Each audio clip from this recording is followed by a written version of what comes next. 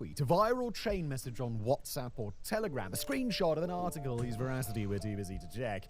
Russian propaganda is everywhere. The floodgates are not closing anytime soon. Although traditionally focused on the West, with the goal of undermining trust in democratic institutions, leaders, and processes, Russian propaganda is now spreading through Africa at an alarming rate with devastating consequences. In the United Nations General Assembly, for example, we've seen a notable lack of African nations voting to condemn Moscow's colonial war in Ukraine. This despite African states making up the largest voting bloc. Yet Russia's ambitions for Africa are not limited to gaining allies at the UN to legitimize its European war. Oh shit, In Africa, so Russia using sees African a golden influence opportunity to skirt Western sanctions, limit Western access to Africa's vital resources, and So this is kind of going to bite the West in the ass for trivializing them for so many years. And you know what? I keep an eye on South America too, because I mean, like Russia, I mean China and Mexico relations are already getting pretty good, and you know, the people you've been fucking for years, the West should watch out, because they've just been throwing the brown people under the bus for too long, if we're going to be frank about it. And now it seems like, you know, the enemy of my enemy is my friend kind of deal. So, you know, these perfectly fine people are now going to be bedded by the Russians and the Chinese, and you know, anybody else who's basically operating against your Western interests. Although, once again, I'm pro collaborating with the Chinese. I think the U.S. and the Chinese could have much better relations. I don't think it has to be war at all. Fucking everybody who's acting like China is the enemy is the problem. And in China, too, everybody who's acting like America is the enemy is the problem. buttress a workforce that has been decimated by the Ukraine conflict and shifting demographics.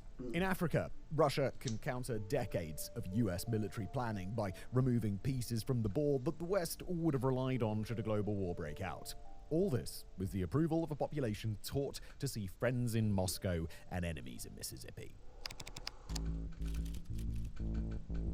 In his 1878 travelogue, Henry Morgan Stanley named Africa the Dark Continent because of how little the world knew about it. Nearly 2.5 centuries later, despite the proliferation of the internet and the ease of international travel, it sometimes still feels like Africa is a dark continent. In international media, stories from Africa rarely get as much attention as stories from other parts of the world. Despite starting earlier and having a greater number of fatalities in a shorter time, the Tigray conflict in Ethiopia received a fraction of the coverage that the Ukraine-Russia war has.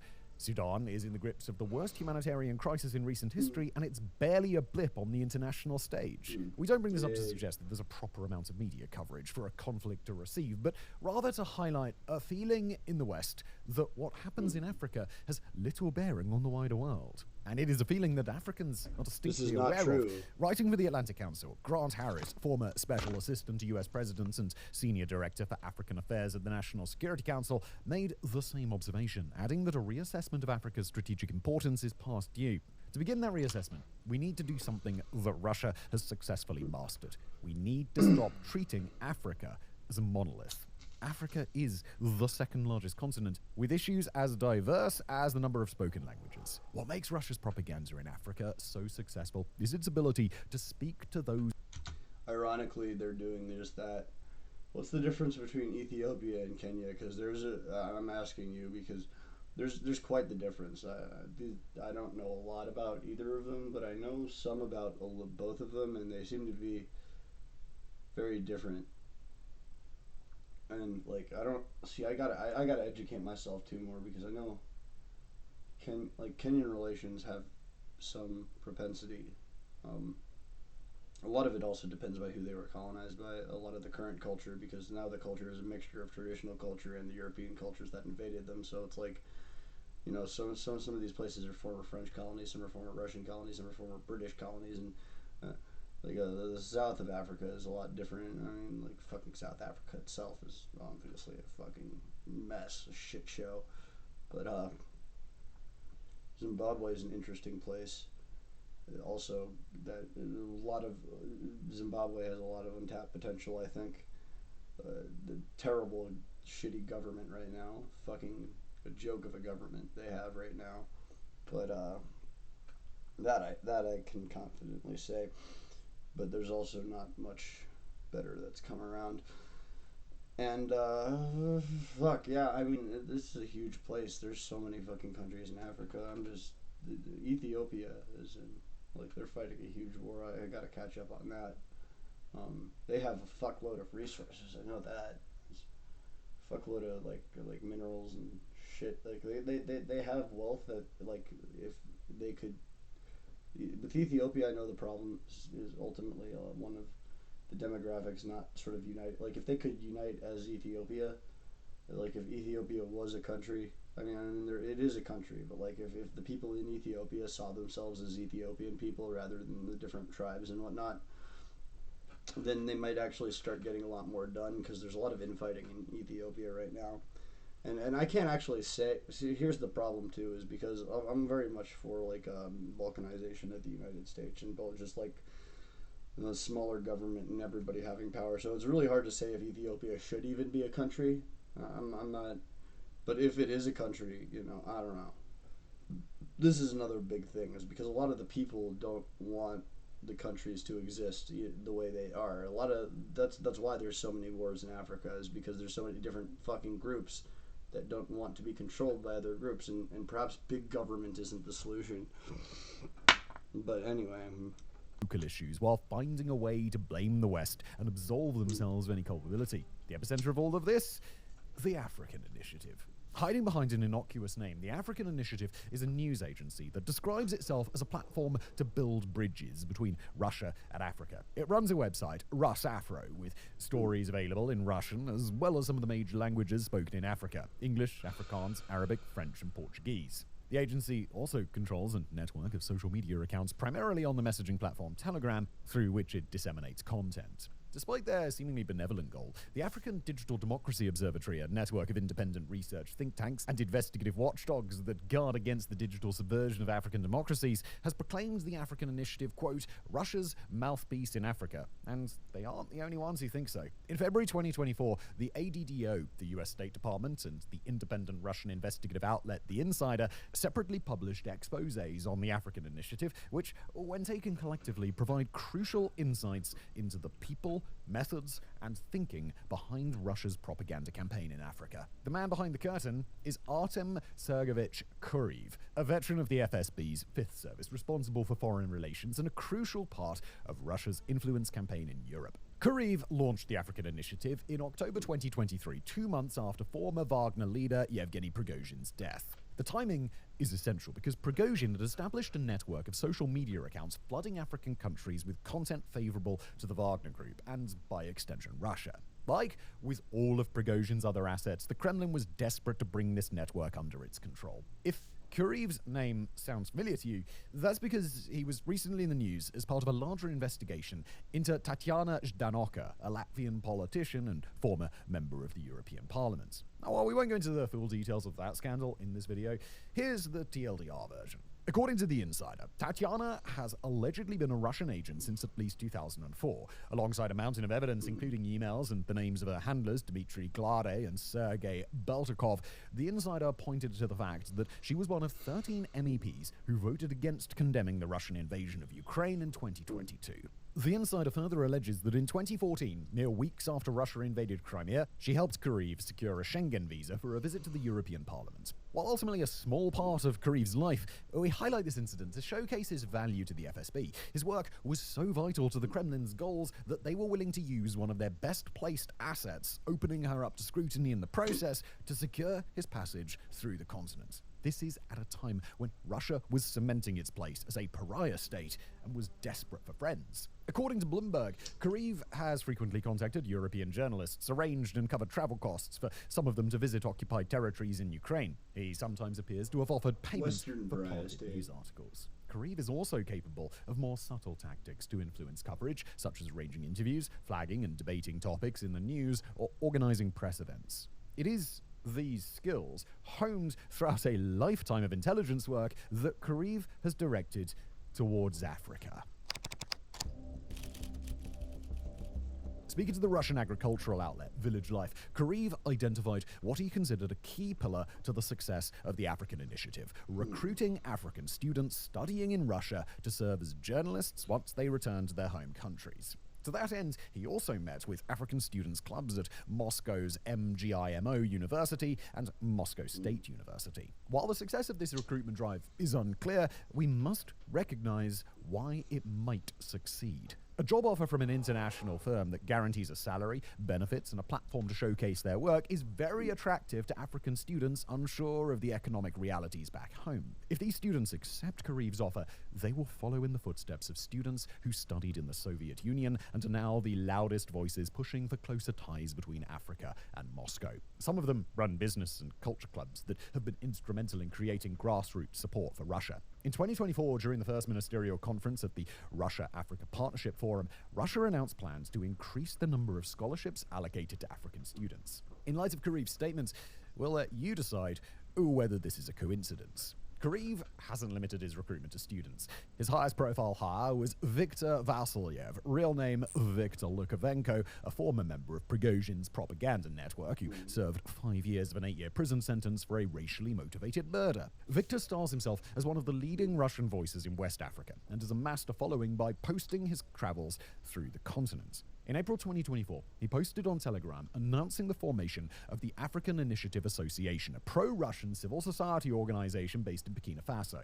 The association organizes Russian movie screenings and sports tournaments where the Russian anthem is played before every match. It also runs a Telegram channel to promote its events and content, which has been signal boosted by Smile and Wave, Lukavenko's personal channel, and the official Africa Initiative channel. At this point, need to make a quick confession. So far, we've failed to do something that we asked of you earlier. We have, with very few exceptions, treated Africa as a monolith and assumed that Russia is blanketing all 54 countries with the same message. America and the West bad, Russia good. And it kind of was necessary to get us to this point. But now that we've assembled some key pieces, let's take a page from Russia's playbook. We're going to fly across Africa to 4 countries: Kenya, Burkina Faso, Niger, and Egypt, where Russia's influence has been most prevalent. We will examine why these countries matter, the exact measures that Moscow has taken, their success, and the cost to both the West and the countries themselves. Described by Al Jazeera as Russia's Africa Lab, the landlocked West African nation of Burkina Faso is where the Kremlin has perfected its Africa strategy. In 2022, Burkina Faso was the epitome of instability. The government of then President Kabore survived an attempted coup on January the 11th, only to fall 2 weeks later on January the 23rd to a coup led by Paul-Henri Sandaogo Damiba. Damiba's government would fall 8 months later to an Ibrahim Traore-led coup. A common through line connecting both coups was a general dissatisfaction with the government's, and by extension, former colonial master France's, inability to stem the violence from an ongoing jihadi insurgency, which we covered in a past episode. During the coup that brought Damiba to power, a Reuters reporter saw Russian flags dotting the crowd, and many protesters urged the new government to replace Paris with Moscow as a strategic security partner. Quoting one of the protesters, "Today the Burkinabe people are asking for Russia's support to accompany them in this fierce struggle that has been imposed upon us." When Damiba took control of the government, he promised to improve the nation's security and defeat the jihadists. However, this proved easier said than done. His allies pushed for closer security collaboration with Russia, as France wouldn't provide them with military equipment to fight the jihadists. However, according to one Western official based in the Sahel, Damiba decided against allying with Moscow. The dissatisfaction. See, they're decolonized, but now they're just like, fuck you, we're not even going to help you. So they're fucking, there's no goodwill. That's the problem. There's no fucking goodwill. And now that the West has abandoned these places that they basically fucked up to begin with, Russia's stepping in to suck their cock a little bit to make it better. And Russia's not even going to... It's like a mini Belt and Road. That's what China does in Indonesia and a lot of these other fucking places. You start building everybody... Except China's doing it with fucking debt. I don't even know if Russia's necessarily... This seems to be about more of a personal focus thing. This is a cheap option. They're getting the goodwill of the populace, which is actually kind of smart, because in Russia they don't have as much money as they do in China. Russia's kind of fucking broke. Dissatisfaction with Damiba's handling of the jihadis was loudest on social media, creating a permissive environment for Traore's takeover. Within hours of the coup, Yevgeny Prigozhin posted on his Telegram channel praising Traore and his camp for doing what was necessary. Sergei Markov, a former Kremlin advisor, was more forthright, saying, "Our people helped the new leader of Burkina Faso." When Traore took power, he accused the French of aiding Damiba. Despite Paris's strenuous denials, the seeds planted during the first coup had already taken root. Traore's message went viral, and protesters, some waving Russian flags, they lit fires, they tore down barbed wire fences and threw stones at the French embassy in Ouagadougou. In the country's second largest city, Bobo Dioulasso, anti-French protesters burned down the gates of a French cultural centre. The message was clear: we want Russia. Speaking to the BBC, Dr. Samuel Romani, a geopolitical analyst at the Royal United Services Institute, said, in previous coups, Russia has tried to position itself as an accidental beneficiary of regime changes. This time around, Russia is a lot more proactive in support of the coup. If Dr. Romani is right, then Russia propaganda has already scored its first win, engineering a coup that placed a Russia-philic leader in office. The rewards have been immediate. In 2024, Ouagadougou granted a gold mining license to Norgold, owned by Alexei Mordashov, a close Putin ally. He controls 4 of the country's 17 gold mines. Alexei hasn't been the only beneficiary. Ghanaian President Nana Akufo-Addo, in a meeting with former US Secretary of State Antony Blinken, accused Burkina Faso of hiring the Wagner Group in exchange for a mine in the country's southern edge. Until very recently, most analysts considered Niger a committed ally to the West. In the wake of the 9/11 attacks, the US turned to the Sahel, realizing that the region's vast, sparsely populated desert and porous borders were an ideal incubator for new terrorist groups. Niger was a willing partner to Washington's Pan-Sahel initiative, helping in detecting and responding to suspicious movements of people and goods across and within their borders. In 2013, President Obama authorized the deployment of 100 US troops to Niger for intelligence collection. In 2016, the US invested further in Niger, announcing the construction of a drone base in the city of Agadez, which would eventually house over 1,000 troops. This military cooperation was remarkably successful, with Niger experiencing fewer terrorist attacks than neighbors Mali or Burkina Faso. Additionally, the US spent nearly $1 billion helping to provide a wide range of assistance, from military training to healthcare and Well, at least it's not what the US is basically doing what Russia's doing. clean water.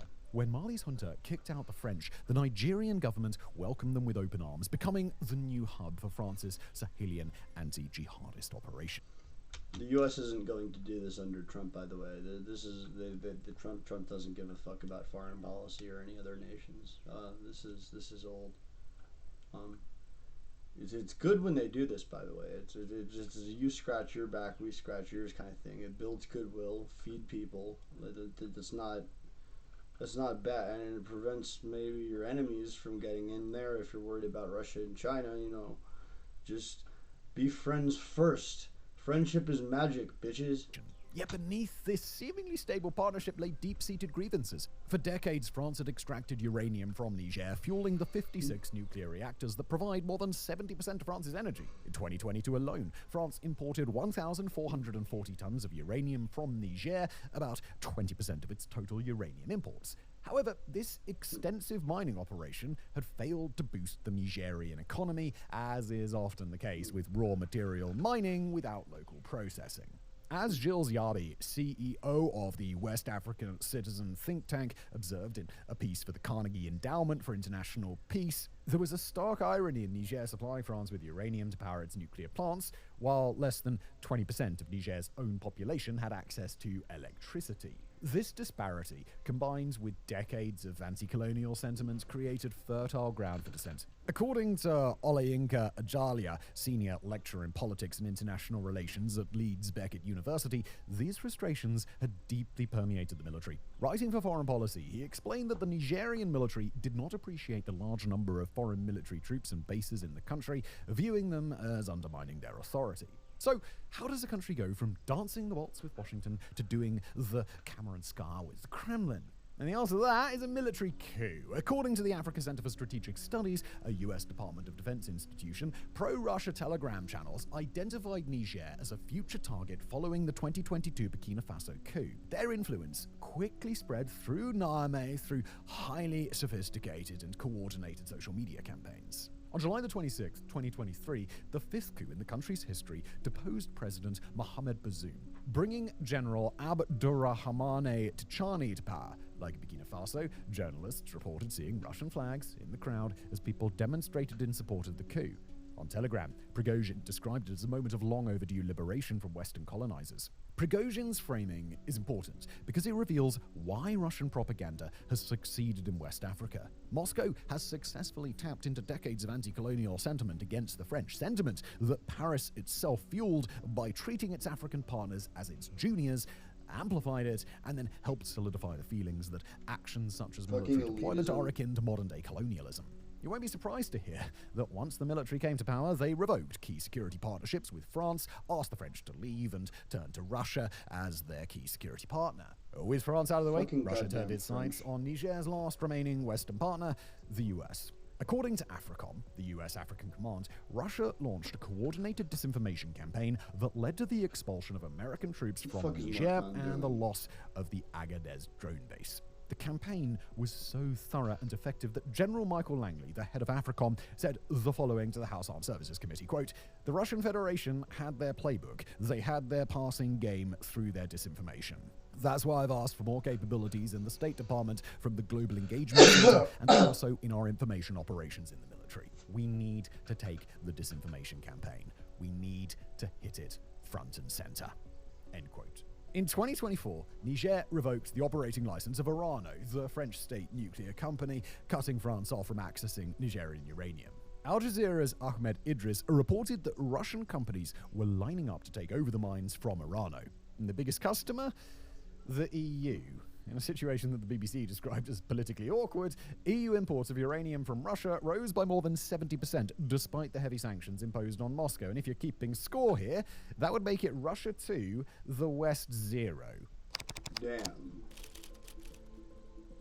While West Africa has been an outright success for Russia, Moscow See, is Russians understand business at least. least. Coast. In Kenya, the continent's seventh largest economy, Russian propaganda has found a willing audience, but has struggled to create a message compelling enough to fully exploit it. In Burkina Faso and Niger, Russia could take advantage of a history of military coups and anti-colonial sentiments against the French. None of that exists in Kenya.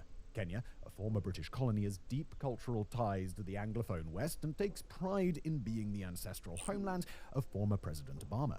It's a feeling the West has tried to reciprocate. In 2024, the US designated Kenya a major non-NATO ally, the first country in sub-Saharan Africa to receive the honor, recognizing the long-standing security ties between the two countries. So, how does Russia influence a country with such deep ties to the West? James Carville, Bill Clinton's political advisor, said it best. It's the economy, stupid. In 2022, Kenyans went to the polls in the midst of a cost of living crisis. The prices of fuel and food were particularly thorny issues as the world grappled with the fallout of Russia's invasion of Ukraine. In this heated environment, Dmitry Maximyachev, Russia's then ambassador to Kenya, offered a rare interview to Kenya's biggest newspaper, The Nation. Although the interview touched on a wide range of issues, including Russia's past and present ties with Kenya, all of the headlines focused on one thing: Maximyachev's insistence that the West was responsible for the high prices of fuel, cooking gas, and wheat products. Russia has used this tactic multiple times in the past, legitimizing propaganda through a country's mainstream media. In countries like Kenya, where trust in the media is high, according to the Reuters Institute, 64% of Kenyans trust the media in general, while a staggering 91% trust the nation, this strategy can be very effective. It presents Russian propaganda on a level similar to legitimate news, asking the audience to view them as equals. While it's difficult to quantify the impact of this interview, high fuel prices linked to the Russia-Ukraine war remained a significant talking point even after the elections. In 2023, President William Ruto, the winner of the 2022 elections, cited the war as a major influence on Kenya's high cost of living. The mainstream media is not the only tool in the Kremlin's arsenal. Ironically, writing for The Nation, digital researcher William Kennedy noted that in 2022, Moscow successfully got Kenyans on Twitter to use the hashtags I stand with Putin and I stand with Russia on mundane, everyday posts. For weeks, the hashtags trended heavily, making it seem like Russia had broad popular support for its invasion. At the moment, Kenya's foreign policy ties it deeply to the West, but as we've seen in Niger, it only takes a moment to undo decades of geopolitical friendship. In our final case study, we head to Egypt, where Russia has been blatant in its propaganda in an effort to make Egypt the linchpin of its new Cold War with the West. Egypt's strategic importance to Russia is not a new phenomenon. From 1955 to 1967, the Soviet Union leveraged Egypt as a strategic entry point into the Middle East and North Africa region, capitalizing on Egypt's need to cover the military and developmental aid denied by the West in times of crisis. After the 1973 Arab-Israeli War, Egypt leaned away from the USSR into Uncle Sam's embrace, becoming an anchor for US policy and enjoying extensive US assistance, totaling $1.3 billion in 2024 alone. Egypt is such a crucial part of US plans that when President Trump assumed office in January 2025, his foreign aid pause only made exceptions for two countries, Israel and Egypt. Dollars, however, don't paint the whole picture here. During the Obama era, Egypt's failure to transition to democracy and subsequent spiral into authoritarianism prompted the United States to reconsider the strategic logic of the country's relationship. That strain encouraged President Abdel Fattah al-Sisi to turn to Russia, positioning it as an alternative source of economic and military collaboration. Writing for the Carnegie Endowment for International Peace, Middle East fellows Amr Hamzawi and Rain G noted that Russia was actively filling the vacuum left by Western powers. Between 2016 and 2021, Russia was the largest arms exporter to Egypt, replacing the US. This increased military collaboration was coupled with increased Russian propaganda. In 2018, Al-Aram, Egypt's oldest news outlet and the Middle East News Agency, signed an agreement with Russian officials to develop cooperation and expand media broadcasting across Egypt and Russia. And as we mentioned previously, Russia's quite willing to co-opt local mainstream outlets to help it spread its message. The agreement was an omen of things to come, as RT Arabic, a subsidiary of the Russian state-owned network banned in the EU, exploded in popularity in Egypt. It became the most visited news site in the country, second only to Yom 7, a semi-official news site that frequently reposts Russian media. In 2023, borrowing from its Kenyan playbook, Moscow blamed the West for Egypt's cost of living crisis. The message, amplified by Egyptian state media, was simple and effective. By trying to punish Russia with sanctions, the West was actually punishing poorer countries by making the price of basic goods like bread unaffordable. Bread is one of, if not the most important item in an Egyptian's shopping basket. Bread, freedom, social justice was the main chant of Egypt's 2011 revolution, which ousted the late President Hosni Mubarak. As one of the world's top wheat importers, Egypt suffered greatly because of the grain shortage caused by Russia's invasion of Ukraine. By putting out this message and laundering it through Egyptian state media, Russia sought to directly link the West to the higher prices ordinary Egyptians were paying. And the West couldn't take this lying down. The US, along with several European countries, put out a statement denouncing, quote, Russia's continuous use of disinformation campaigns and the, quoting again, attempt to shift blame for the repercussions of the war to others, including through public diplomacy. The State Department also sponsored a delegation of Egyptian journalists and news editors for an international visitor leadership program titled Countering Foreign Disinformation for Egypt. While these are steps in the right direction, we have to wonder what impact they will have at a time when Russia has co-opted the media. We are reminded of this popular thought experiment. If a tree falls in the forest with no one to hear it, does it make a sound? Across these countries, we have seen the ruthless efficiency of Russia's propaganda machine. Moscow has adapted its message to exploit local grievances, anti-colonial sentiments in the Sahel, and economic anxieties in East Africa, while maintaining a consistent narrative that paints the West as the enemy. Russia isn't just fighting a propaganda war in Africa, it's winning it. It comes at the worst possible time for the West. Trump's ascension to power and subsequent decision to shutter US aid has put the lives of millions in Africa at risk. It also cedes US soft power, creating a vacuum that other players are only too eager to fill. In 2014, The Onion posted a satirical article with the headline, CIA uncovers Chinese plot to just sit back and enjoy collapse of the United States. This headline now almost feels like a prophecy. While the US might not collapse, Western influence in Africa is already in freefall. The stakes can be higher. Africa's strategic importance extends far beyond its voting bloc at the UN or its vast mineral resources. If nothing changes, the West will lose two things. One, the battle for African hearts and minds, and two, the foundation for a stable, democratic world order that has underpinned global prosperity for generations. A lie can travel halfway around the world while the truth is putting on its bloody shoes. At a time of shifting allegiances and increasing global conflict, the West cannot afford to be caught with unlaced boots, watching helplessly as its enemies sprint for the finish line. Thank you for watching. Let's roll around the street. Thank you for watching, indeed.